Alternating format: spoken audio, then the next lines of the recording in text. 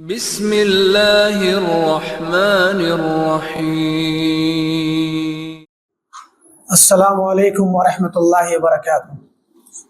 بسم اللہ الرحمن الرحیم۔ الحمد للہ رب العالمین، والصلاة والسلام علی اشرف الانبیاء وسید المرسلین، نبینا محمد وعلی آلہ واصحابہ اجمعین ومن تبعهم بإحسان إلى يوم الدين، أما بعد۔ قال الإمام ابن بطة العكبري رحمه الله تعالى في كتابه الإبانة الكبرى، يقول بسنده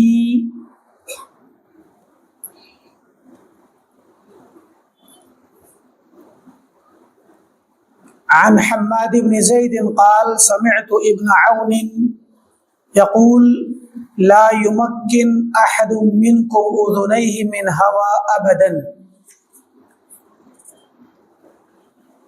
ہمارا درس چل رہا ہے امام ابن بطہ کی کتاب ابانہ کبریٰ کی شرح اور سمجھنے کے سلسلے میں، اور اس میں امام ابن بطہ جو بھی بات کرتے ہیں بڑی تفصیل سے کرتے ہیں، اور خلاصہ بہت کم ہوتا ہے لیکن تفصیل زیادہ ہوتی ہے۔ اس کی وجہ یہ ہے کہ اگر دیکھا جائے تو اب تک کے اس کتاب سے جہاں سے شروع ہوئی ہے دوسری والی جلد 429 سے لے کر کے 463 تک ہم پہنچ گئے، یعنی پچھلے 30 31 32 صفحہ ہم نے پڑھ لیے۔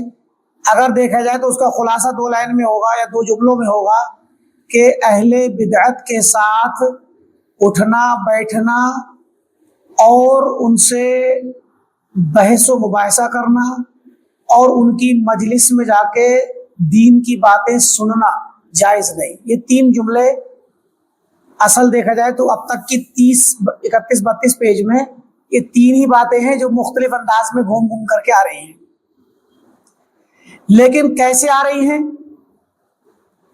حدیث رسول صلی اللہ علیہ وسلم مختلف الفاظ میں آ رہی ہے، صحابہ کرام کے اقوال آ رہے ہیں، صحابہ کے بعد تابعین کے اقوال، تابعین کے بعد ان کے بعد والے درجہ تبع تابعین کے اقوال، ان کے بعد ائمہ کے بڑے بڑے اماموں کے اقوال آ رہے ہیں، یہ بتانے کے لیے کہ جو بات ہم کہہ رہے ہیں کہ بدعتیوں کے ساتھ اٹھنا بیٹھنا نہ کرو، ان سے دین کا علم نہ لو، ان سے دین کے معاملات میں جھگڑا یا بحث اور مناظرہ مباحثہ نہ کرو، تو یہ بات صرف ہماری اپنی زبان کی اپنے ذہن کی گھڑی ہوئی نہیں ہے۔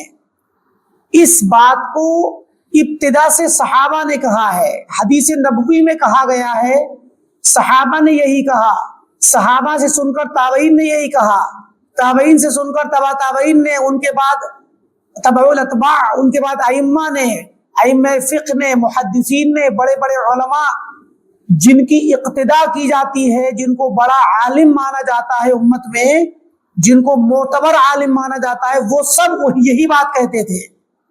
ایسے ہی ہمارا دین پورا کا پورا عقیدہ منتقل ہوتا ہے کہ جو بات ہم کہتے ہیں اصلاً یہ بات پہلے سے کہی جا چکی ہے، اور اسی پر سلف کا رہنا سہنا، جینا، دعوت دینا، عمل کرنا، زندگی گزارنا، یہی سلف کا طریقہ تھا۔ تو دین دراصل منقول چیز ہے، عقلوں سے نکالی ہوئی معقول چیز نہیں۔ دین کسی ایک شخص کی، امت میں سے کسی شخص کی بنائی ہوئی چیز نہیں، حتیٰ کہ نبی صلی اللہ علیہ وسلم کی خود کی بنائی ہوئی چیز نہیں ہے، نبی صلی اللہ علیہ وسلم پر بھی اتاری ہوئی چیز ہے دین، جو اللہ تعالیٰ نے قرآن کی شکل میں اور حدیث کی شکل میں آپ پر نازل کیا۔ تو دین دراصل اللہ کا ہے، اس کو سمجھا جائے گا۔ دین میں خود سے چیزیں ایجاد نہیں کی جائیں گی، اصل اتنی بات ہے۔ تو یہاں پر طرح طرح سے مختلف علماء سے اقوال نقل کرتے رہتے ہیں، اور ہم نے آپ کو بہت سارے علماء کے اقوال بیان کر دیے۔ عبداللہ بن عون رضی اللہ رحمۃ اللہ علیہ، عبداللہ بن عون بہت بڑے امام تھے، عالم تھے، 232 میں انتقال امام احمد کے دور کے ہیں، 241 میں ان کا انتقال ہے۔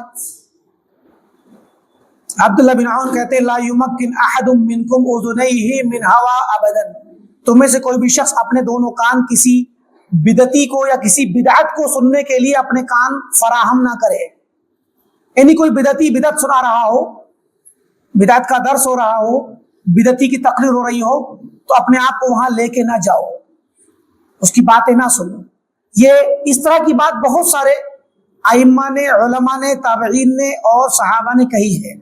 آگے کی روایت آ رہی ہے، امام سفیان ثوری کہتے ہیں کہ ما من ضلالہ،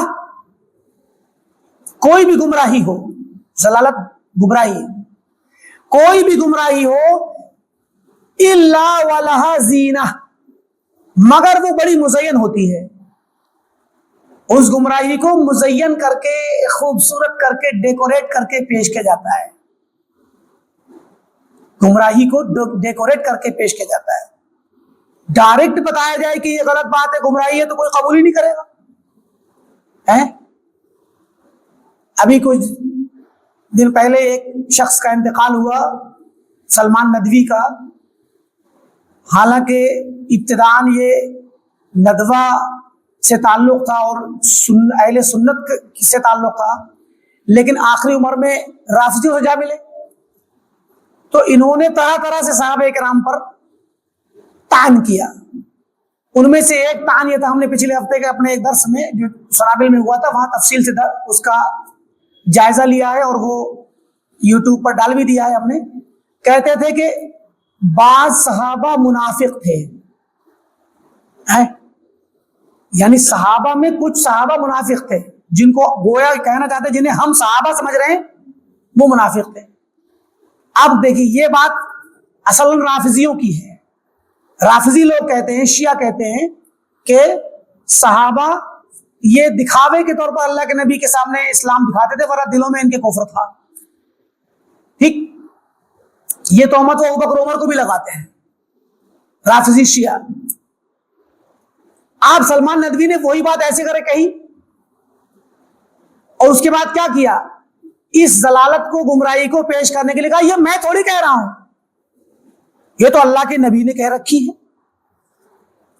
صحیح مسلم کی حدیث ہے۔ اور کہا صحیح مسلم کی حدیث میں کہا ان فی اصحابی 12 منافقا، میرے اصحاب میں 12 منافق ہیں، صحیح مسلم کی حدیث ہے۔ اب دیکھیں اس ضلالت کو کتنی خوبصورتی سے پیش کیا، کہا یہ میں نہیں کہہ رہا، سن لو حدیث کہہ رہی ہے، جبکہ حدیث کا یہ مقصد ہی نہیں ہے۔ ہم نے اس کی تفصیل بیان کر دی ہے، مقصد وہاں کیا ہے۔ ابھی دیکھیے بھائی آپ لوگ بیٹھے ہوئے ہیں، ہم کہہ سکتے ہیں کہ ہمارے درس میں کچھ بچے بیٹھے ہیں، ہمارے درس میں 4-5 بچے ہیں، ہمارے درس سننے والے لوگوں میں کچھ بچے ہیں، 12 بچے ہیں، 10 بچے ہیں، 4 بچے ہیں۔ تو اب اس کا مطلب کیا ہوتا ہے کہ بھائی بیٹھنے والے لوگ تو بہت ہیں مگر ان میں چند بچے ہیں۔ اب اسی کو ایسے بدل دیجئے کہ بیٹھنے والوں میں، درس سننے والوں میں 12 لوگ کافر ہیں، یعنی غیر مسلم ہیں جو آ کر بیٹھ گئے ہیں، سننے والوں کے درمیان میں ہیں۔ تو یہی بات یہاں کہی جا رہی ہے کہ میرے صحابہ میں، یعنی میرے صحابہ کے درمیان جو میرے سامنے میرے پاس بیٹھتے ہیں صحابہ، ان میں 12 منافق بھی بیٹھتے ہیں۔ بھئی قرآن نے سورہ بقرہ میں منافقین کا ذکر کیا کہ نہیں کیا؟ قرآن نے شروع میں اہل ایمان کا ذکر کیا، سورہ بقرہ میں اہل ایمان کا، پھر کفار کا ذکر کیا، پہلے ہی شروع ہی ہوتی سورہ بقرہ اہل ایمان متقین کا کی صفات سے، اس کے بعد ان الذین کفروا سواء علیہم انذرتہم، یہ کفار کی بات ہے۔ وَمِنَ النَّاسِ مَن يَقُولُ آمَنَّا بِاللَّهِ وَالْيَوْمِ الْآخِرِ وَمَا هُم بِمُؤْمِنِينَ، یہ منافقین کا ذکر ہے۔ تو سورہ بقرہ میں مومنین، کافرین، کفار اور منافقین تینوں کا ذکر ہے۔ تو منافقین جب مدینہ میں رہتے تو کیا صحابہ سے الگ تھلگ ان کی جماعت الگ رہتی تھی کیا؟ تو صحابہ کے درمیان ہی تو اٹھتے بیٹھتے تھے۔ آپ نے کہہ دیا کہ بھئی میرے صحابہ میں ان کے درمیان 12 منافق ہے، تو کیا ہو گیا؟ مگر اس بات کو ایسے کر کے پیش کیا گیا کہ میرے صحابہ میں سے 12 منافق ہیں. ہم نے وہاں بیان کیا کہ اس میں ان فی اصحابی کہا گیا, ان من اصحابی نہیں کہا گیا. میرے صحابہ میں سے بعض لوگ, تب تو یہ ہوتا ہے کہ جن کو ہم صحابہ سمجھ رہے ہیں ان میں سے 12, ایسا نہیں, صحابہ کے درمیان میں رہتے ہیں. مراد یہ کہ امام سفیان ثوری فرماتے ہیں ما من ضلالہ الا ولہا زینہ, کوئی بھی گمراہی ہو اس کو لوگ خوبصورت کر کے پیش کرتے ہیں, مزین کر کے پیش کرتے ہیں. کسی بدعتی کی زبان سے یہ لفظ سن کر کے دھوکے میں نہ پڑ جانا کہ حدیث میں ایسے ہے, قرآن میں ایسے ہے. اللہ کی قسم وہ بدعتی جھوٹا ہے. اگر وہ قرآن سے اور حدیث سے اپنی بدعت پر استدلال کر رہا ہے, اپنی غلط بات کو ثابت کرنا چاہتا ہے قرآن سے حدیث سے, جان جائیے کہ وہ جھوٹا ہے, اس کا طریقہ جھوٹا ہے, وہ دھوکہ دے رہا ہے. کیونکہ قرآن اور حدیث گمراہی کی طرف لے جانے والی کتابیں نہیں ہیں. تو قرآن سے کوئی شخص گمراہی اور اپنا کفر ثابت کرے, جان لیجیے کہ وہ جھوٹا ہے.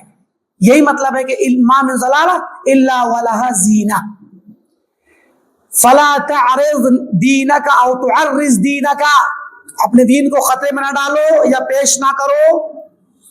الی من یبغضہ الیک, ایسے شخص کی طرف اپنا دین نہ لے جاؤ جو شخص اپنی بدعت سنا کر کے تمہیں تمہارے دین میں نفرت میں مبتلا کر دے. تمہارے اپنے, دیکھیے صحابہ کے بارے میں اگر آپ سلمان ندوی کو سنیں گے تو صحابہ کے متعلق آپ کے دل میں ایک میل پیدا ہو جائے گا. تو اپنا دین کسی بدعتی کو نہ دو کہ وہ بدعتی آپ کے دین کو خراب کر دے اور آپ کے اپنے عقیدے کو آپ کی نظر میں بیکار کر دے, نفرت دلا دے. آگے کہتے ہیں محمد بن نضر الحارثی کی اسناد اپنی سند سے کہ ان اصحاب الاہواء قد اخذوا فی تأسیس الضلالہ, بدعتی جو ہوتے ہیں وہ ضلالت اور گمراہی کی بنیاد رکھتے ہیں. وطمس الہدی, اور ہدایت کے نقوش میٹ دیتے ہیں, مٹا دیتے ہیں, ہدایت کو چھپاتے ہیں, حق چھپاتے ہیں اور گمراہی کی بنیادیں رکھتے ہیں, عبارت کھڑی کرتے ہیں. فاحذروہم, ان سے ڈرا کرو. مغیرہ کہتے ہیں قال محمد بن السائب, ایک شخص تھا محمد بن سائب الکلبی, محمد بن سائب الکلبی, یہ حدیث کے باب میں جھوٹا تھا اور اس کے متعلق یہ مشہور تھا کہ یہ رافضی ہے. تو بعض اہل علم نے کہا کہ یہ مرجیہ تھا, تو کوئی حرج نہیں ہے, رافضی بھی ہو سکتا ہے, مرجیہ بھی ہو سکتا ہے, اکٹھا کر سکتا ہے ساری بدعتوں کو. اس کے مرجیہ کیسے بنا وہ واقعہ سنا رہے ہیں امام بن بطہ. کہتے ہیں کہ محمد بن سائب الکلبی نے اپنے ساتھیوں سے کہا قوموا بنا الی المرجیہ, چلو مرجیہ ایک فرقہ تھا, ان کی مجلس میں چلتے ہیں. نسمع کلامہم, سن کے تو آئیں وہ کیا کہتے ہیں, چلو چل کے سن تو لیں ایک بار. ہے کبھی کبھی بعض لوگوں کے دلوں میں شوق پیدا ہوتا ہے کہ ارے بھائی فلاں فرقے کے عالم آئے ہوئے, چلو سن کر کے آتے ہیں, جا کے دیکھ کے آؤ کیا بولتے کیا ہے. ان کی محفل سجی ہے, ان کا جلسہ ہو رہا ہے, تو چلو دیکھ کر کے آتے ہیں کیا ہوتا ہے. یہ شوق ہوتا ہے بعض لوگوں میں. محمد بن سائب الکلبی یہ گیا, اس نے کہا کہ چلو مرجیہ کے پروگرام میں چلتے ہیں, ان کے حلقہ درس میں چلتے ہیں. نسمع کلامہم, ہم ان کا کلام سنیں گے, دیکھ سنیں تو کیا بات کرتے ہیں. قال فما رجع, تو وہ نہیں لوٹے, حتی علقہ, یہاں تک کہ مرجیہ کا کلام ان کے دل سے لٹک گیا. یعنی جب وہ لوٹ کے آئے تو ان کے شبہ سے متاثر ہو گئے, بیٹھ گیا ذہن میں. اور ایسا ہوتا ہے, ایسا ہوتا ہے کہ جو شخص جیسے لوگوں میں اٹھنا بیٹھنا کرتا ہے ان کی صحبت سے اس کو اثر پڑ جاتا ہے.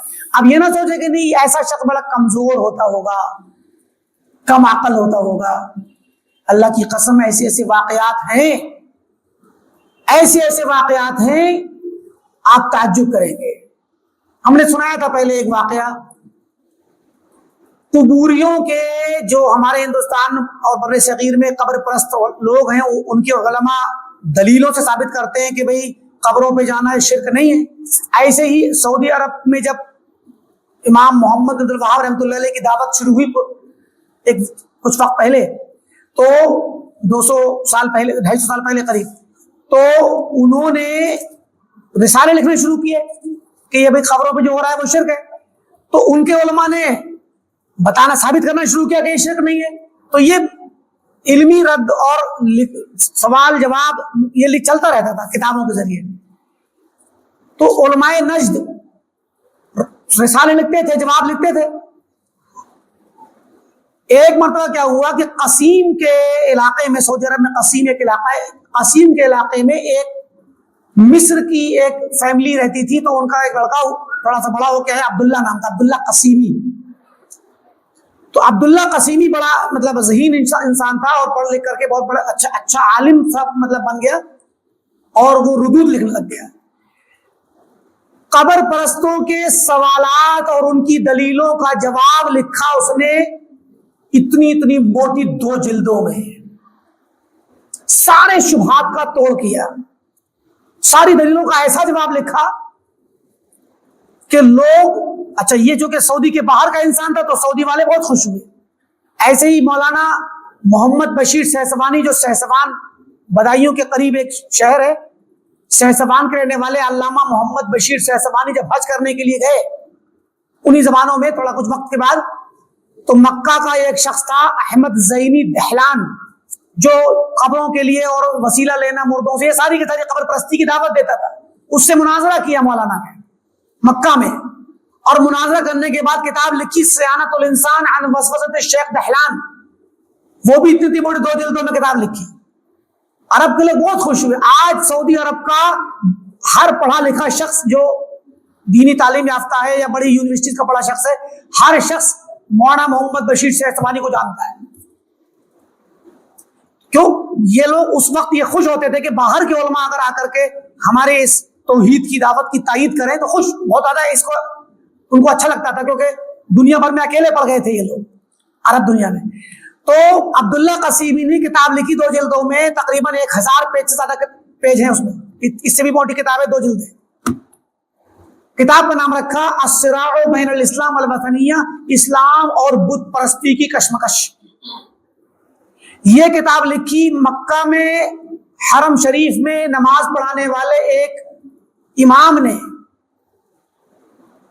جو امام اس وقت نماز پڑھاتے تھے ان میں سے کسی امام نے کتاب دیکھی تو انہوں نے اتنی بڑی بات لکھی، کہا کہ عبداللہ قصیمی نے یہ کتاب لکھ کر کے جنت کا مہر ادا کر دیا، مطلب جنت خرید لی.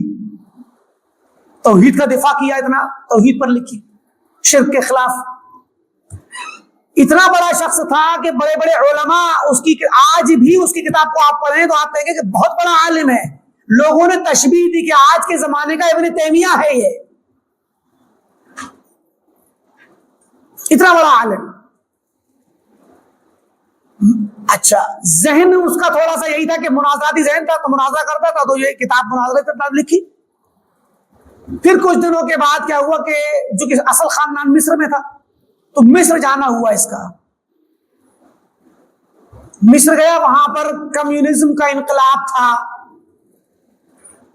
کمیونزم کی دعوت پھیلی ہوئی تھی.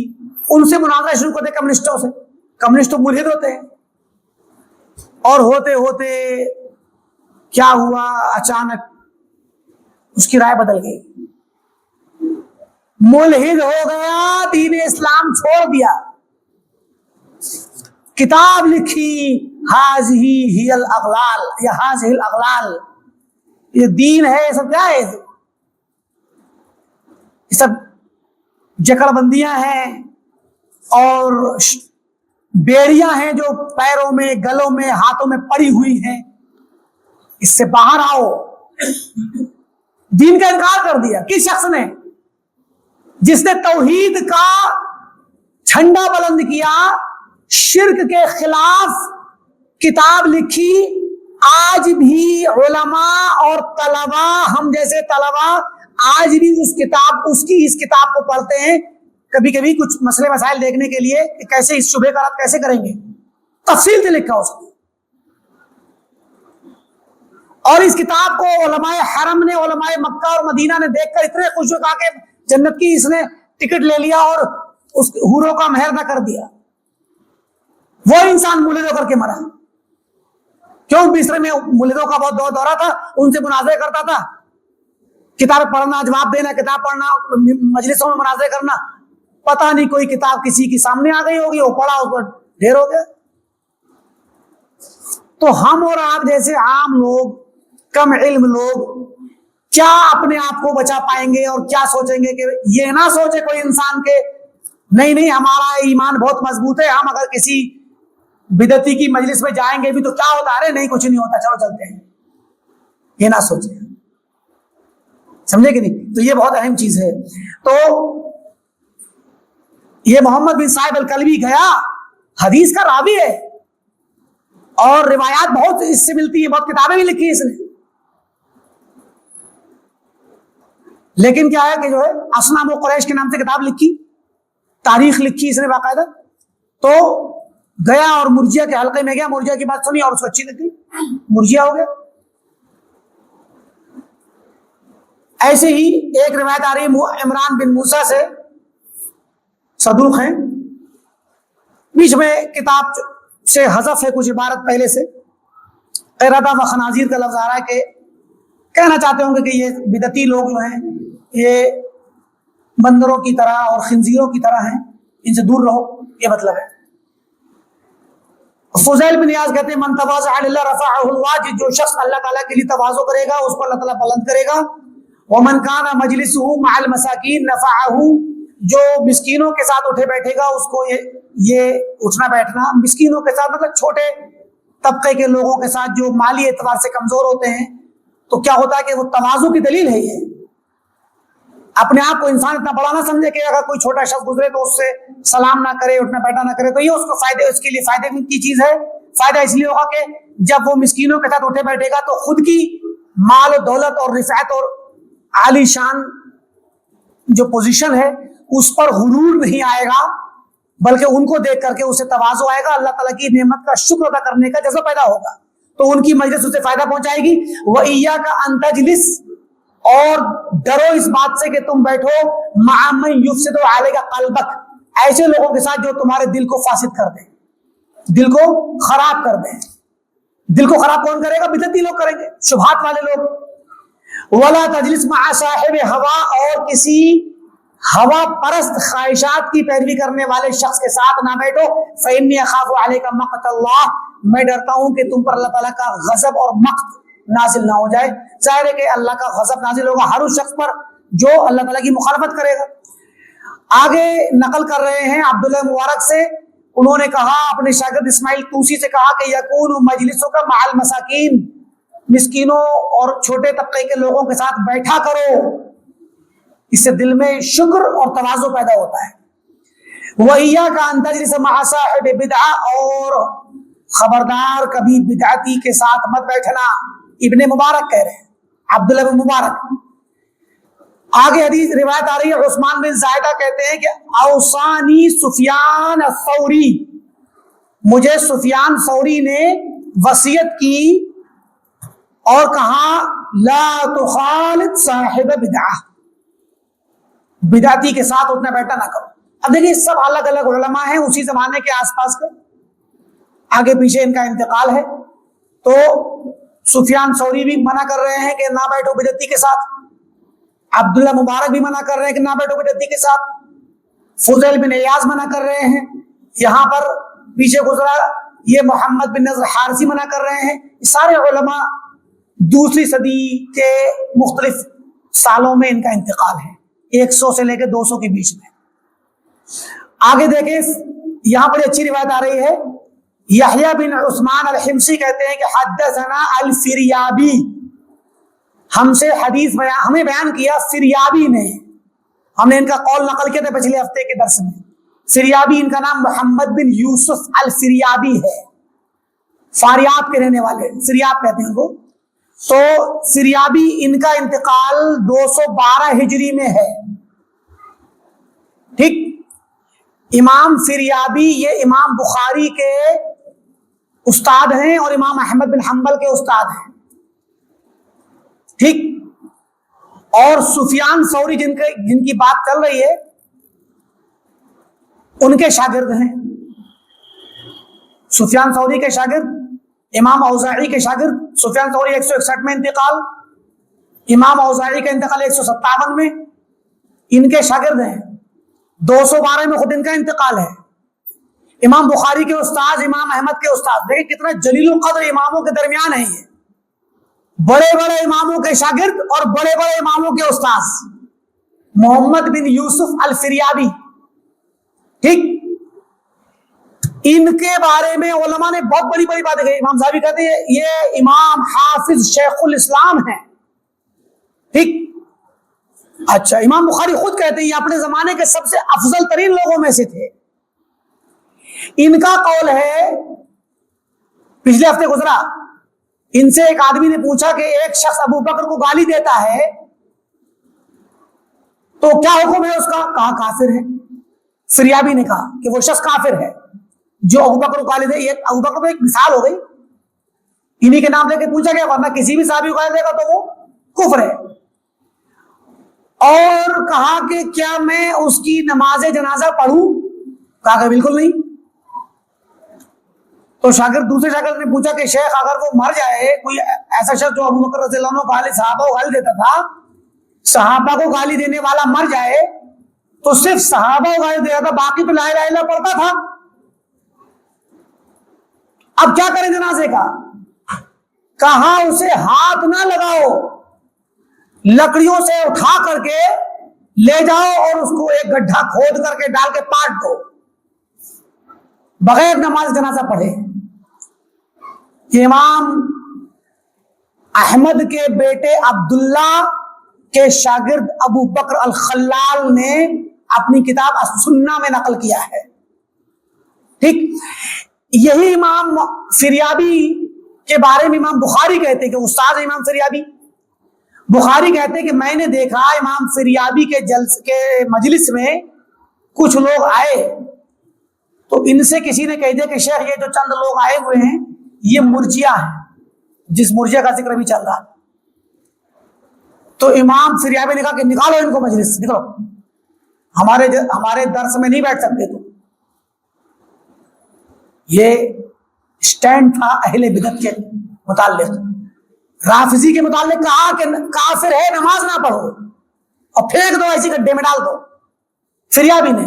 مرجیہ کے کچھ لوگ آئے جو یہ کہتے ہیں، مرجیہ کہتے ہیں کہ ایمان صرف زبان سے کہہ دو اور دل سے یقین کر لو، ہو گیا، عمل کرنا ایمان کا حصہ نہیں. یہ ہم بتا چکے ہیں پہلے آپ کو. تو جیسے ہی مرجیہ کے کچھ لوگ آئے تو امام بخاری کہتے ہیں میں تھا، رائے تو میں نے دیکھا. امام بخاری شاگرد ہیں ان کے. کہتے ہیں امام بخاری کہتے ہیں ہمارے استاد امام فریابی کے جلسے میں، ان کے پروگرام میں، ان کی مجلس میں کچھ لوگ آئے جو مرجیہ تھے. تو کسی نے کہہ دیا کہ یہ چند فلاں جو بیٹھے ہیں یہ مرجیہ ہیں، تو آپ باہر نکالو ان کو.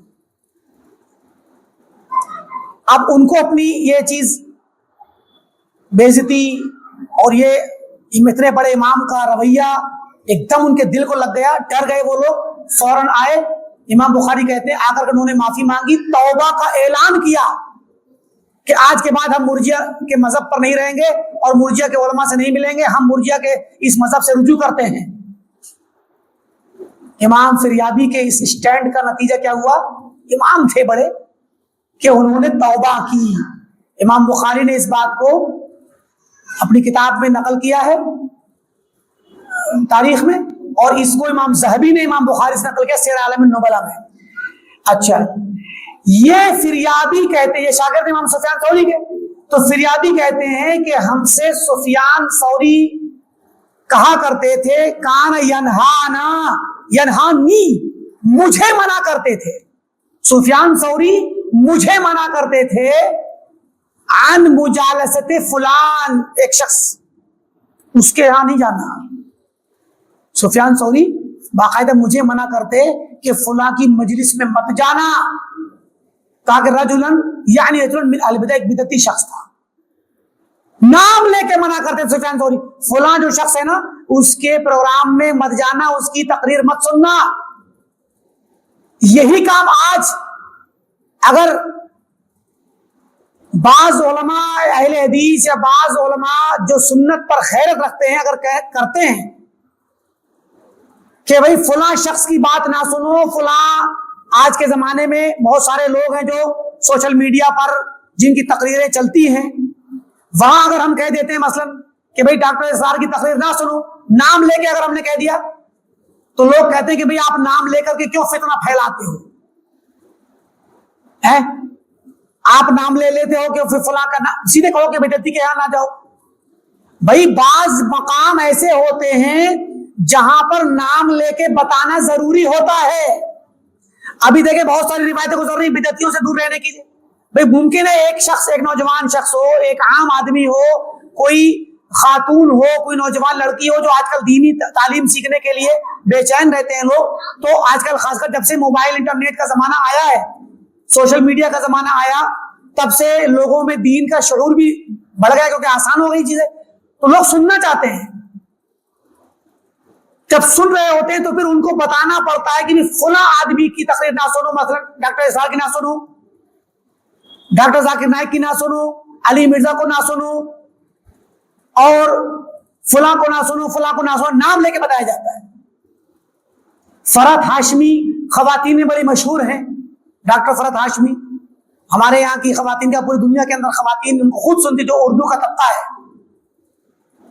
ڈاکٹر فرحت ہاشمی کینیڈا میں رہتی ہیں، ٹورنٹو میں، اور وہاں ہمارے ایک دوست ہیں ٹورنٹو میں جو جامعہ اسلامیہ مدینہ میں پڑھتے ہیں، اب پی ایچ ڈی کر کے فائنل ہونے والا ہے۔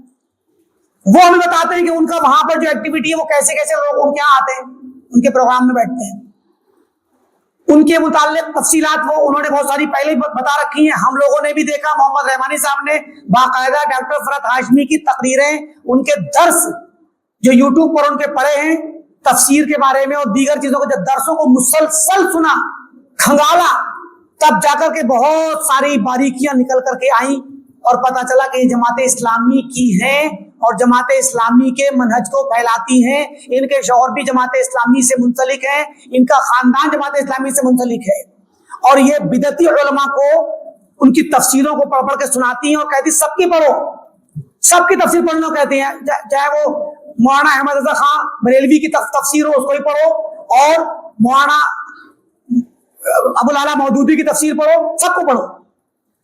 سوال یہ ہے کہ جب سب کو پڑھو تو پھر دین میں صحیح اور غلط کی تمیز کہاں رہ گئی؟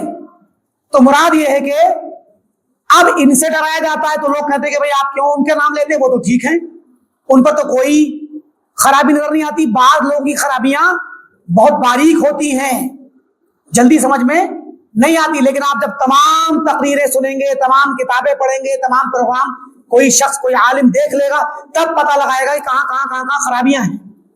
تو مراد یہ ہے کہ جب ہم ایسے لوگوں کے بارے میں تفصیل سے ان کا نام لے کر کے بتاتے ہیں تو بعض لوگ کہتے ہیں کہ آپ لوگ بلا وجہ میں نفرت پھیلا رہے ہیں۔ اور یہاں دیکھیے سلف کا طریقہ، سنت کی غیرت رکھنے والے سلف، سنت کو عزیز رکھنے والے، اور اس سنت کی حفاظت کر کے، اس حدیث اور طریقے نبوی طریقے صحابہ کی حفاظت کر کے بعد کے لوگوں تک پہنچانے کے لیے حریص تھے یہ لوگ۔ یہ ڈراتے تھے بدعتیوں سے اور نام لے لے کر کے بتاتے تھے کہ فلاں کے ساتھ نہ بیٹھو، فلاں بدعتی ہے۔ دیکھیے محمد بن صاحب کا ذکر گزرا، محمد بن صاحب قلبی کا، بتا دیا کہ یہ بدعتی کیسے بنا ہے۔ آگے دیکھیے کہتے ہیں کہ مجھے سفیان ثوری منع کرتے تھے، فریابی کہتے ہیں۔ اب جب سفیان ثوری کا پیچھے کئی جگہوں پہ اقوال گزرے اسٹینڈ ان کا کہ کتنے سخت تھے بدعتیوں کے خلاف، وہ اپنے شاگرد رشید محمد بن یوسف فریابی کو منع کر رہے ہیں کہ بدعتیوں کے پاس نہ بیٹھو، فلاں کے پاس نہ جاؤ، تو یہی کام محمد بن یوسف فریابی نے کیا کہ رافضی کے بارے میں کہا کہ نماز جنازہ نہ پڑھو، اور مرجئہ آ گئے تو ان کو نکالا، تو ڈر کی وجہ سے انہوں نے توبہ کر لی۔ تو دیکھیں استاد بھی سخت اسٹینڈ رکھتا ہے بدعتیوں کے خلاف اور شاگرد بھی۔ یہی طریقہ ہے اہل سنت کا، یہی طریقہ ہے سلف کا اور ان کے ماننے والے پیروی کرنے والے علماء کا۔ آگے دیکھیں کہتے ہیں سلیمان ابو الحزیل کندی کہتے ہیں، حکم بن سلیمان، سمعت الاوزاعی، عبد الرحمن بن عمرو الاوزاعی، یہ بھی استاد ہیں فریابی کے۔ عبد الرحمن بن عمرو الاوزاعی 157 ہجری میں انتقال ہے ان کا۔ تو کہتے ہیں حکم بن سلیمان کہ میں نے اوزاعی کو سنا جب ان سے پوچھا گیا قدریہ کے بارے میں، تقدیر کا انکار کرنے والے معتزلہ قدریہ ایک فرقہ تھا جو تقدیر کا منکر تھا. آج بھی بہت سے لوگ تقدیر کا انکار کرتے ہیں، کہتے تقدیر اتنی کچھ نہیں ہوتی، تقدیر ہمارے ہاتھ میں ہوتی ہے، ہم خود لکھتے ہیں اپنی تقدیر. سمجھے کہ نہیں؟ اور تقدیر کو کمزوری سے تعبیر کرتے ہیں لوگ، کہتے ہیں کہ بھائی یہ کوئی بات ہے کہ گھر بیٹھے رہو اور دیکھو کہ ہماری قسمت میں ایسا تھا. بلا شبہ یہ بھی غلط ہے، یہ بھی غلط ہے کہ آدمی محنت نہ کرے، کوشش نہ کرے اور کہے کہ میری تقدیر میں یہی تھا. اور یہ بھی غلط ہے کہ کہے کہ نہیں میری تقدیر میرے ہاتھ میں ہے، میں جیسے چاہوں اپنی تقدیر بنا لوں، محنت کروں گا تو کامیاب ہوں گا، نہیں کروں گا تو میں فیل ہو جاؤں گا، تو تقدیر میری میرے اعتبار سے ہوئی. یہ بھی غلط ہے. آپ کا محنت کرنا بھی تقدیر ہے اور محنت نہ کرنا بھی تقدیر ہے، کامیاب ہونا بھی تقدیر ہے، فیل ہونا بھی تقدیر ہے. لہذا تقدیر کا انکار کرنا یہ آج بھی موجود ہے. ایسے ہی تقدیر کا انکار کرنے والے قدریہ، تقدیر کا انکار کرنے والے فرقے کو قدریہ کہا جاتا تھا. تو قدریہ کے بارے میں پوچھا گیا اوزاعی سے کہ بھائی ایسے لوگ آج کل پائے جاتے ہیں تو کیا ان کے ساتھ ہم ان کی باتیں سن سکتے ہیں؟ فقال لا تجالسوہم، ان کے ساتھ نہ اٹھو بیٹھو. یعنی کوئی شخص اگر تقدیر کا منکر ہو ہمارے دوستوں احباب میں، اور وہ ہر مجلس میں، بعض لوگ ہوتے ہیں اس طرح، ان کا دماغ ایسے ہو جاتا ہے، ہر مجلس میں آپ پتہ بیٹھیں گے وہ یہی کہیں گے، اپنی بات پھیلانا اور اس کی بات نشر اور تشہیر شروع کر دیں گے کہ بھائی تقدیر ماننا اچھی چیز نہیں ہے، بلا وجہ میں یہ ایک جھوٹی بات ہے اور اپنی کمزوری کو چھپانے والی بات ہے. سمجھے کہ نہیں؟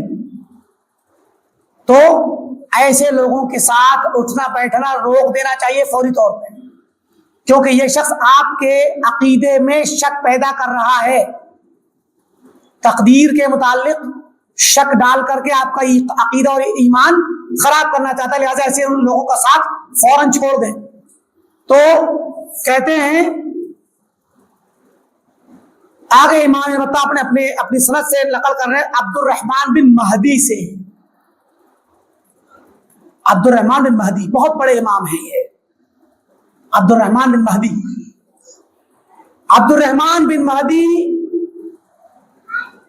رحمت اللہ علیہ بہت بڑے محدث تھے، ایک مجلس میں 20-20 ہزار حدیث سناتے تھے. امام ابن مہدی اتنے بڑے عالم دین تھے کہ ان سے کہا گیا کہ اگر آپ کو ایک دن کا کچھ وقت کا مہلت ملے اور آپ سے کہا جائے کہ بھئی یا تو آپ اس میں گناہ معاف کروا لو اپنا، یا حدیث یاد کر لو، تھوڑا سا وقت ہے آپ کی زندگی کا، یا تو معافی مانگ لو اور تمہارا گناہ معاف ہو جائے گا، یا حدیث کو یاد کرنے کا موقع حدیث یاد کر لو، تو کیا کرو گا؟ کہا کہ میں حدیث کو یاد کرنا پسند کروں گا، حدیث یاد کروں گا، میں گناہ معاف کرانے والی بات کو پیچھے چھوڑ دیں. کیوں؟ گناہ معاف کرانے سے میری معافی تو ہو جائے گی، لیکن حدیث کو یاد کرنے سے دین محفوظ ہوگا، اور میں جب دین محفوظ کرنے کے لیے حدیث یاد کروں تو میرا گناہ اللہ تعالیٰ ویسے ہی معاف کر دے گا. اور جو انسان میرے اس حدیث کو سن کر کے عمل کرے گا مجھے ثواب ملتا رہے گا. دیکھیں فقہ اور باریکی. عبد الرحمن مہدی یہ امام سنت ہیں، امام سنت ہے، یعنی سنت کی ترویج کرنے والے. تو امام ابن مہدی سے کسی نے پوچھا کہ جو لوگ، کیونکہ ان کا انتقال 198 میں ہے، اس کے بعد 200 آئے گی اور 244 41 میں امام احمد کا انتقال ہوگا. امام احمد وغیرہ کا دور ہے لیکن یہ سینئر ہیں، اور خلق قرآن کا فتنہ آ چکا ہے، خلافت عباسیہ کا دور ہے، یہ جہمیہ کا فتنہ، قرآن کو مخلوق کہنے کا فتنہ چل رہا ہے لیکن ابھی ہلکا ہے. تو ان سے کسی نے کہا کہ اگر کوئی کہتا ہو کہ قرآن مخلوق ہے تو آپ کیا کہتے ہیں اس کے بارے میں؟ کہا کہ کاش میرے ہاتھ میں پاور ہوتی، میں بادشاہ ہوتا یا گورنر کوئی ذمہ دار ہوتا، پاور والا شخص ہوتا، اگر میں پاور والا شخص ہوتا تو میں پل پہ کھڑا ہو جاتا، جو عراق میں نہریں بہ رہی ہیں، دجلہ اور فرات وغیرہ، کہاں میں نہر پہ کھڑا ہوتا پل پہ اور ہر گزرنے والے سے پوچھتا کہ تم کیا کہتے ہو، قرآن مخلوق ہے کہ غیر مخلوق؟ جو شخص کہتا ہے قرآن مخلوق ہے، اسی گردن مار دیتا، اس کو پانی میں پھینک دیتا۔ یہ اہل سنت کا سخت اسٹینڈ تھا۔ انہوں نے کہا، امام عبد الرحمن بن مہدی نے کہا کہ یہ جو جہمیہ ہے، جو لوگ اللہ تعالیٰ کی صفات کا انکار کرتے ہیں اور اللہ تعالیٰ کے عرش پہ ہونے کا انکار کرتے ہیں، ان سب کو گرفتار کر کے توبہ کرانی چاہیے ان سے۔ کہا کہ ان سے توبہ کرائی جائے، اگر توبہ کر لیں تب تو ٹھیک، ورنہ گردن مار دی جائے۔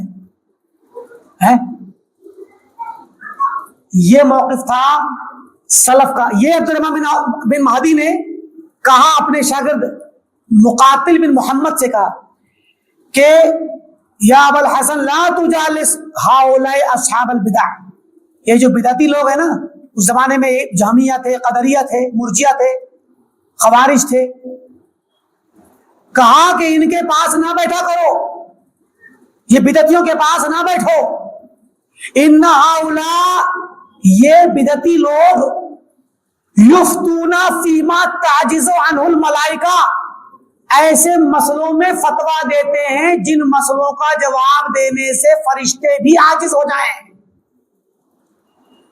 یعنی جن مسئلوں کو اگر فرشتوں سے پوچھ لیا جائے، مان لیجئے کہ کوئی فرشتہ جبریل سے پوچھ لیا جائے کہ بھئی اس کا کیا حکم ہے، تو وہ بھی کہہ دیں کہ بھئی ہمیں نہیں پتا، اللہ عالم۔ فرشتے جن مسئلوں میں جواب دینے کی ہمت نہ کریں، جبریل جس میں جواب دینے کی ہمت نہ کریں، ان مسائل میں یہ بدعتی پوری ٹھٹائی کے ساتھ، بے حیائی اور بے فکری کے ساتھ فتوے دیتے ہیں۔ بہت بڑی بات ہے۔ بدعتی شخص بہت جرأت مند ہوتا ہے، اللہ تعالیٰ کے بارے میں، اللہ کی صفات کے بارے میں، قیامت کے بارے میں، غیب کے بارے میں، تقدیر کے بارے میں، فرشتوں کے بارے میں، بہت ساری چیزوں کے بارے میں بدعتی لوگ کیا کرتے ہیں؟ اپنی رائے دیتے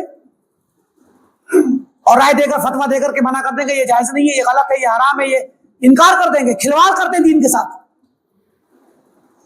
تو بڑے مسائل، غیبیات کے مسائل، اللہ تعالیٰ کی صفات کا انکار کہ اللہ تعالیٰ عرش پر نہیں ہے، مسئلہ ہے، ہر جگہ ہے، اللہ تعالیٰ عرش پہ نہیں ہے۔ اب یہ والی بات کہہ کر کے اب وہاں عرش پہ اوپر کی دنیا میں کیا ہے کیا نہیں ہے، اللہ تعالیٰ کہاں تھا عرش بنانے سے پہلے، اور وہ کیا اس کی کیفیت ہے، عرش بڑا ہے کہ اللہ تعالیٰ بڑا ہے، یا اللہ اور عرش دونوں برابر ہیں، عرش پہ کیوں ہے، کیا اس کو ضرورت ہے عرش کی، اس طرح کی باتیں کر کر کے، شبہات پھیلا کر کے فتویٰ دے دیں گے کہ نہیں، ہم نہیں مانتے کہ اللہ عرش پر ہے۔ تو ایسے مسائل جن میں فرشتے بھی ڈریں بولنے سے، یہ لوگ ان میں فتویٰ دیتے ہیں، لہذا بدعتیوں کے پاس نہ بیٹھو۔ ڈاکٹر صاحب نے کیا کہا؟ کہتے ہیں کہ مجھے یقین کامل ہو چکا ہے، پورا یقین ہو چکا، اطمینان، کہ قرآن کی یہ آیت هو الاول والآخر والظاہر والباطن، یہ وحدت الوجود کی صاف صریح دلیل ہے۔ دیکھیے، تو دین کے مسائل میں وحدت الوجود کفریہ عقیدہ ہے، اللہ کو اور مخلوق کو دو ماننے کے بجائے ایک ماننا، سب کچھ ایک ہے، اللہ ہی ہے، ایسے ماننا یہ کفریہ عقیدہ ہے۔ اس عقیدے کی دلیل بنا رہے ہیں، قرآن سے نکال رہے ہیں۔ تو یہ سب وہی چیز ہے کہ ایسے مسائل جن میں فرشتے بھی بولنے سے ڈریں، یہ لوگ ان میں خوب بے فکری سے فتویٰ دیتے ہیں۔ خالد بن دینار کہتے ہیں کہ مجھ سے محمد بن سیرین نے کہا، میں نے محمد بن سیرین سے کہا کہ میں نے خواب میں دیکھا ہے کہ ایک مریض شخص میرے پیچھے پیچھے دوڑ رہا ہے اور میں اس سے بھاگ رہا ہوں۔ خواب میں دیکھا میں نے، محمد بن سیرین خواب کی تعبیر کرتے تھے، ان سے بیان کیا کسی خالد بن دینار نے، فادرکنی، تو وہ شخص میرے پاس آ پہنچا، فشق قمیصی، اور میرے کپڑے کرتے کو، قمیص کو اس نے پھاڑ دیا۔ قال بئس الرؤیا، بہت ہی برا خواب ہے یہ، وأخبثها شق القمیص، اور اس برے خواب میں سب سے خراب بات یہ ہے کہ قمیص کا پھاڑ دینا. ھذا صاحب ہوا، یہ شخص بدعتی ہے جو تمہارے پیچھے پیچھے بھاگ رہا ہے. یدعوک الی بدعتہ، وہ تمہیں تمہاری اپنی بدعت کی طرف بلاتا ہے. اپنی زندگی میں دیکھو، ریئل لائف میں کوئی بدعتی ہے جو تمہیں اپنے قریب کرنے کی کوشش کرتا ہے. خواب میں وہ اصلاً بدعتی ہے جو تمہیں پیچھے تو بھاگ رہا ہے، لیکن وہ بیماری لگانے کے لیے نہیں، جو جس بیماری مریض ہے، وہ جسمانی بیماری نہیں بلکہ عقلی اور دل کی بیماری، جو کہ ایمان اور عقیدے کی بیماری ہے، منہج کی بیماری ہے، اس بیماری میں تمہیں لگانا چاہتا ہے بدعت میں. یریدک علی ان تتبعہ، وہ چاہتا ہے کہ تم اس کی پیروی کر لو. قال اما انہ جنون بل هو شر من الجنون، دیکھو اس کے پیچھے مت جانا، اس کی بات مت ماننا، یہ ایک پاگل پن ہے. بدعتی ہے، اس کے پیچھے جانا کم عقلی کی بات ہے، پاگل پن کی بات ہے، بلکہ یہ پاگل پن سے بھی زیادہ بدترین بیماری ہوگی اگر تم اس کے پیچھے جاؤ گے. تو دیکھیں محمد بن سیرین نے خواب کی تفسیر، ہمارے سلف خواب کی تفسیر بھی منہج سلف کے مطابق کرتے تھے. سنت کی دعوت دینا، بدعت سے روکنا. ابھی آپ خود دیکھیں، کوئی آدمی کہے میں نے خواب میں دیکھا ایک شخص ہے جو بیمار ہے اور وہ میرے پیچھے بھاگ رہا ہے، اور اسے میرے کپڑے پکڑ لیے اور کپڑے پھاڑ دیے. ہمارے دماغ میں کیا یہ بات آ سکتی ہے کہ وہ بدعتی ہے جو بدعت کی دعوت دینا چاہتا ہے؟ ہم تو یہ سوچیں گے پتہ نہیں کوئی شخص ہے جو مصیبت زدہ ہے، تم سے مدد مانگ رہا ہے، یا واقعی کوئی بیمار ہے جو تم سے چاہتا ہے کہ اس کی تم مدد کرو. اس طرح کی چیز سوچیں گے ہم. تو جسمانی بیماری کو،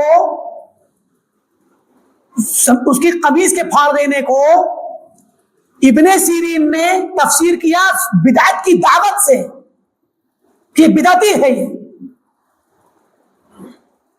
یہ منہج سلف اور اسلاف، صحابہ، تابعین، تبع تابعین، ان لوگوں کے ذہنوں میں یہ ساری چیزیں رہتی تھی کہ حالات پر نظر رکھتے تھے، انسان کی زندگی پر نظر رکھتے تھے کہ یہ انسان کس کے ساتھ اٹھتا بیٹھتا ہے، حالات کیا ہیں. تو اس طرح سے خواب کی تفسیر بھی انہوں نے سنت سے اور بدعت سے کے معاملات سے کی.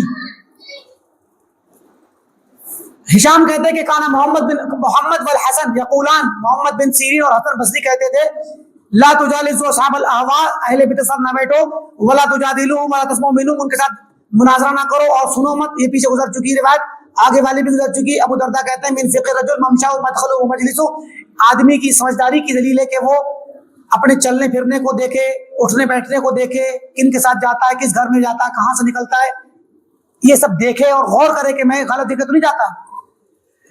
اور ایک اثر ہے، یحییٰ بن ابی کثیر کہتے ہیں کہ سلیمان بن داؤد علیہ السلام نے کہا لا تحکموا علی احد بشیء حتی تنظروا من یخادم، کسی بھی شخص پر حکم لگانے سے پہلے دیکھ لیا کرو کہ وہ کس کا دوست ہے. کسی کے بارے میں رائے قائم کرنے سے پہلے دیکھ لو کہ وہ کس کا دوست ہے. یہ بہت اہم چیز ہے کہ کسی بھی شخص کے بارے میں رائے قائم کریں. آپ سے ملاقات ہو گئی، آپ کہہ رہے بہت اچھا انسان ہے، پہلی ملاقات ہو گئی آپ کی، یا آپ نے اس کو اسٹیج پہ دیکھ لیا، تقریر سن لی، تو اس کے بارے میں اچھا یا غلط رائے یا موقف اسٹینڈ لینے سے پہلے یہ دیکھو کہ پتہ لگاؤ یہ اس کی دوستی کس کس سے ہے. تو دوستوں کے مطابق پتہ چل جائے گا کہ یہ کیسا ہے. یہ بات پیچھے تفصیل سے گزر چکی ہے. پھر کچھ اشعار پیش کیے، ابو العتاہیہ کا قول نقل کر رہے ہیں. ابو العتاہیہ ایک شاعر تھا کہ من ذا الذی یخفی علیک، کون ہے وہ شخص جو تم پر مخفی رہ جائے؟ کیا کوئی شخص ہے جو تمہارے سامنے مخفی رہ جائے تم پتہ نہ لگا سکو؟ ایسا نہیں ہو سکتا. اذا نظرت الی قریبہ، جب تم اس کے دوست کو دیکھ لو گے تو کوئی بھی اس کی حقیقت چھپی ہوئی نہیں رہے گی.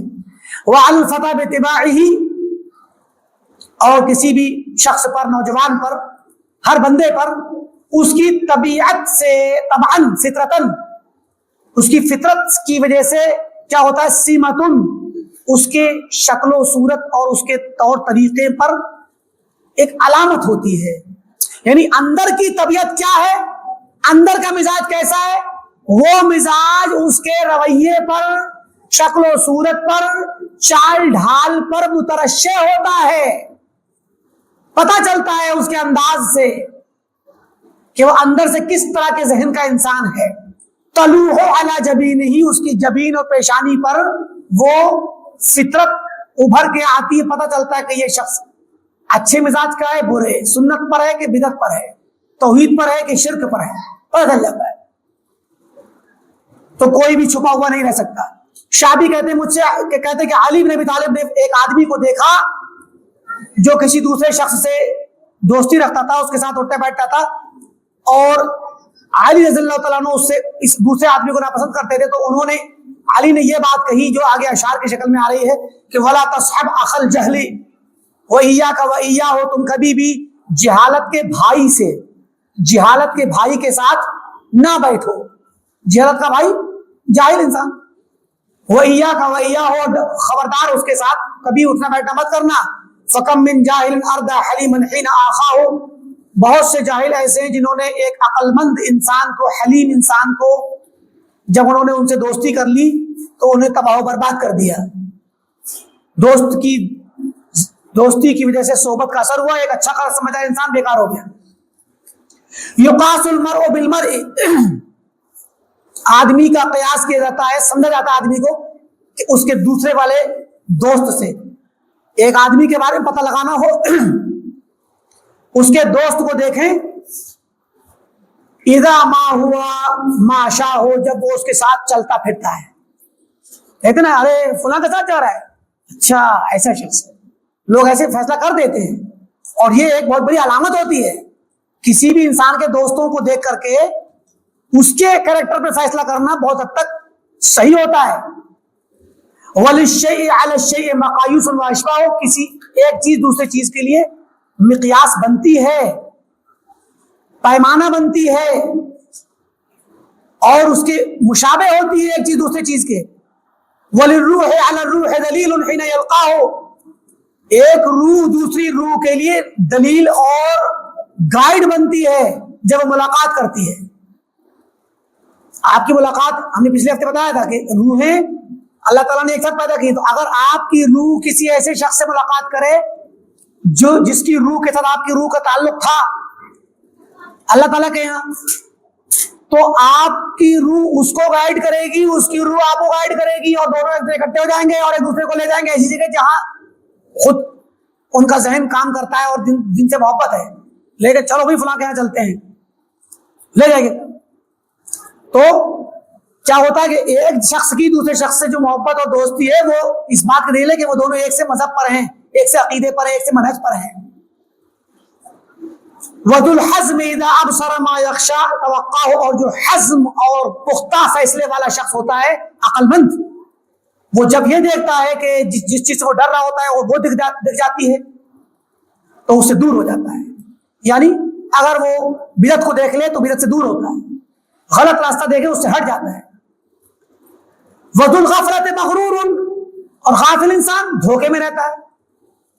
وَرَیْبُ الدَّهْرِ يَدْهَاهُ، اور زمانے کا آگے کا وقت جو اس کو دھوکہ دینے والا، شک شبے والا وقت ہے، وہ اس کو گمراہ کر دیتا ہے، دھوکے میں ڈال دیتا ہے. وَمَن يَعْرِفْ صُرُوفَ الدَّهْرِ، اور جو انسان زمانے کے بدلتے حالات پر نظر رکھتا ہے یا جانتا ہے، لَا يُبْطِرُهُ نَعْمَاهُ، تو اس کو اس کی نعمت، اس کے خوشحالی اسے تکبر میں نہیں ڈالتی. جس نے زمانہ دیکھا ہے، زمانے کے بدلتے حالات دیکھے ہیں، تو وہ آج کی خوشحالی سے دھوکے میں پڑ کے غرور میں نہیں آتا. کیوں دیکھا ہے اس نے کہ کتنے متکبر غرور والے لوگ پیسے والے ہو. غرور پیسے کا تھا، اللہ تعالیٰ نے دنیا ہی میں ان کو قلاش بنا دیا. علم کا غرور تھا، تباہ ہو کر کے مرا، بدعتی ہو کر کے مرا. بہت سی چیزیں ہوتی ہیں. تو جس کے پاس نعمت ہے وہ غرور میں نہیں پڑتا اگر اس نے زمانے پر نظر رکھی ہے، زمانے کے حالات سے وہ واقف ہے. ایک اور شعر پڑھ دیں، ایک شعر اور انہوں نے پڑھا، کہتے ہیں کہ اذا انت لم تسقم وصاحبت مسقما، جب تم خود تو بیمار نہیں ہو مگر بیمار کے ساتھ رہتے ہو، وَكُنْتَ لَهُ خِدْنًا، اور تم اس کے بڑے قریبی جگری دوست بن گئے، فَأَنْتَ سَقِيمُ، تو تم بھی بیمار شمار ہو گئے، چاہے وہ بیماری نہ لگے تمہیں. ہو چکے بیمار، گرچہ ظاہر طور پر بیمار محسوس نہیں کر رہے ہو لیکن بیمار ہو چکے۔ اب اس سے ایک تو مطلب یہ کہ بعض وہ بیماریاں جو جسمانی ہوتی ہیں، جو جسم ایک دوسرے سے لگ جاتی ہیں، وہ بھی مراد اس میں لے سکتے ہیں آپ، اور ورنہ اس سے مراد اخلاقی بیماری، اعتقادی بیماری، عادت کی بیماری، چال چلن کی بیماری، رہن سہن کی بیماری، نظر کی بیماری، صحبت کی بیماری، یہ ساری بیماری جو قلبی امراض، دل کی بیماری۔ ایک ایسے شخص کے ساتھ آپ بیٹھیں جو شہوت پرست ہو، کھانا پینا عیش کرنا، فارم ہاؤس پہ جانا، راتیں گزارنا، کباب شباب، آپ کہیں نہیں میں یہ سب نہیں کرتا، میں شراب نہیں پیوں گا، میں یہ حرام چیزیں نہیں کھاؤں گا، حرام کام نہیں کروں گا، بس خالی دوست ہے میں بیٹھوں گا۔ آپ بیمار ہو چکے اگر اس کے ساتھ دوستی ہے تو آج نہیں تو کل تاثر ہوگا، آج نہیں تو کل وہ آپ کو اپنے طرف کھینچ لے گا اور آپ چاہتے نہ چاہتے اس کے جیسے طریقے پر آ جائیں گے۔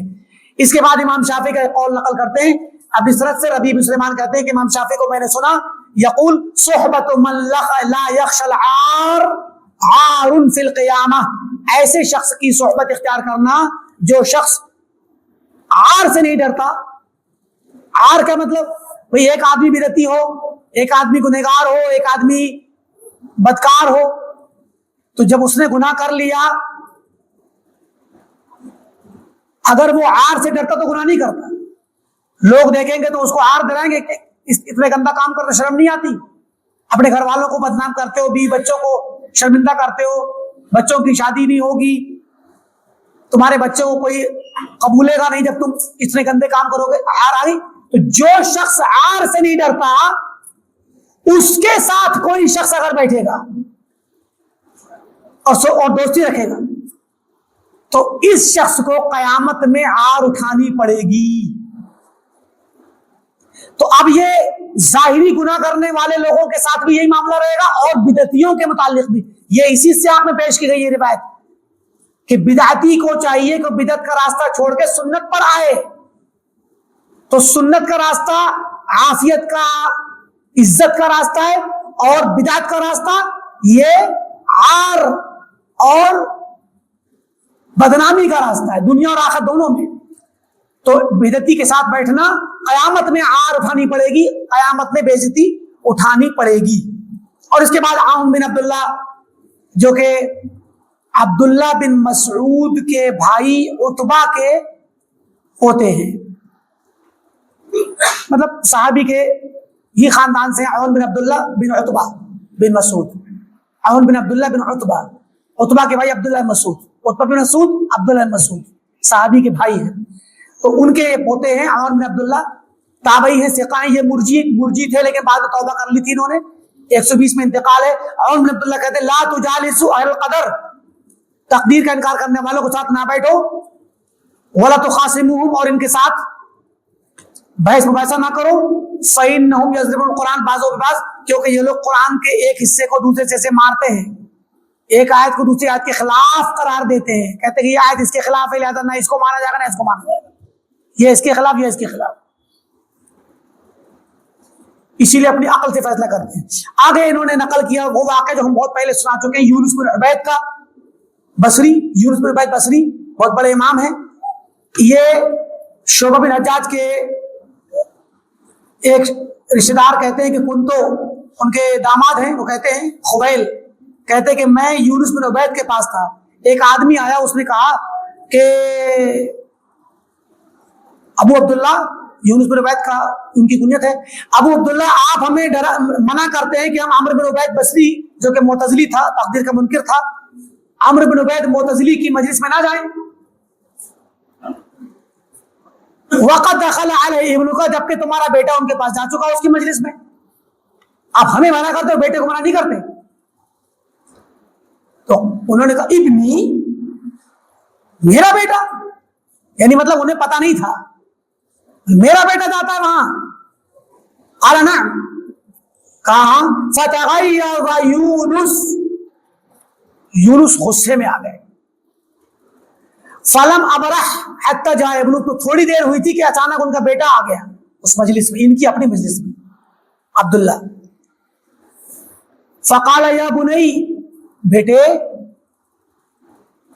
قد عرفت رأی عمرو بن عبید ثم تدخل الیہ، تم جانتے ہو کہ عمرو بن عبید بصری معتزلی تقدیر کا منکر ہے، معتزلی ہے، اس کی رائے اور اس کے مذہب کو تم جانتے ہو، پھر بھی اس کے یہاں جاتے ہو.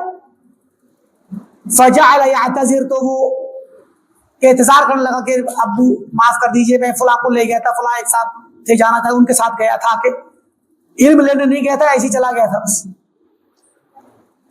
کان معی فلان، فلاں صاحب تھے، ان کے ساتھ چلا گیا تو میں بھی بیٹھ گیا. فقال یونس، یونس نے کہا میں منع کرتا ہوں تم سب لوگوں کو، اپنی مجلسوں میں پیچھے منع کر چکا ہوں، زنا سے، چوری سے، شراب پینے سے، ان گناہوں سے میں نے منع کیا ہے نا. تو بیٹے سے بھی کہا میں نے ان سب چیزوں سے منع کیا، تم لوگوں کو قرآن کی آیتیں سنا کر کے حدیث سے منع ہے. لئن تلق اللہ، اللہ کی قسم تم یہ گناہ کر کے مرو، زنا کر کے، چوری کر کے، شراب پی کر کے مرو اور اللہ سے ملاقات کرو. احب الی من ان تلقاہ برأی عمرو بن عبید، مجھے زیادہ پسند ہے اس سے کہ تم عمرو بن عبید بصری معتزلی کے مجلس میں جا کر کے اس کی رائے کو قبول کر لو اور معتزلی ہو کر کے مرو، بدعتی ہو کر کے مرو.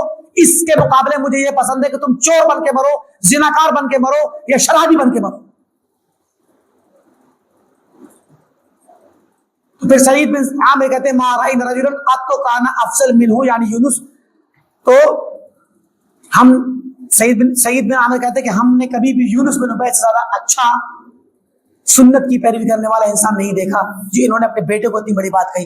کیوں کہا کہ تم شرابی ہو کر کے مرو مجھے پسند ہے، مگر معتزلی بدعتی ہو کر مرو تو مجھے پسند نہیں ہے. کیوں؟